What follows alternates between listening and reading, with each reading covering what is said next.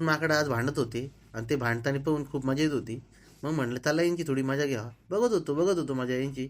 आणि त्यानंतर बघा कसे बोलजोर जसं WWE खेळू राहिले. तू मारूनच दाखव. आणि हा हा कबड्डी खेळायला लागले मधीच. आमच्या भाऊला आज कटिंग करायची होती, थोडा हेअरस्टाईल करावा. तर आमच्या जेमिनाईनी त्याला कोणती हेअरस्टाईल सजेस्ट केली बघू शकताय तुम्ही. भाऊ डायरेक्ट माहिती का, असा एखादा खून करून या जेलमध्ये जात नाही का, तसंच वाटू राहिलंय. म्हणजे त्या जेमिनाई म्हणतोय, भाऊ तू मुलासारखा नाही, तू एक गँगस्टर दिसू राहिला, गँगस्टर.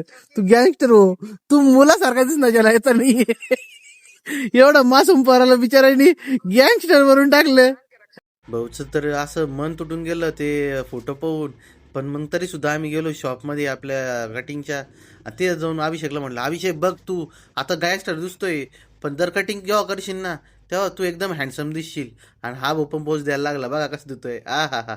मग त्यानंतर बघा आता तुम्ही, आमचा अभिषेक भाऊ बसला कटिंगला. बघा कसं लाजू राहिला. हा किती गोंडच बाळ दिसू राहिले ना. कसं एक्सप्रेशन देऊ राहिलं. लाजू. नाही भाऊ, थांब 2 मिनटं. आणि त्यानंतर भाऊ टॅन्टाडान, आमचा भाऊ डायरेक्ट हिरो दिसायला लागला. आता बघा गँगस्टर दिसतोय का हँडसम बॉय. भाऊ हिरोज दिसत होता डायरेक्ट. नाद करून टाकला भाऊनं. नाद करताय काय, यायलाच लागतंय. अभिषेक भाई बोलते. तुम्हाला आमचा अभिषेकचा हेअरकट कसा वाटला ते कमेंटमध्ये नक्की कळवा. जय श्रीराम.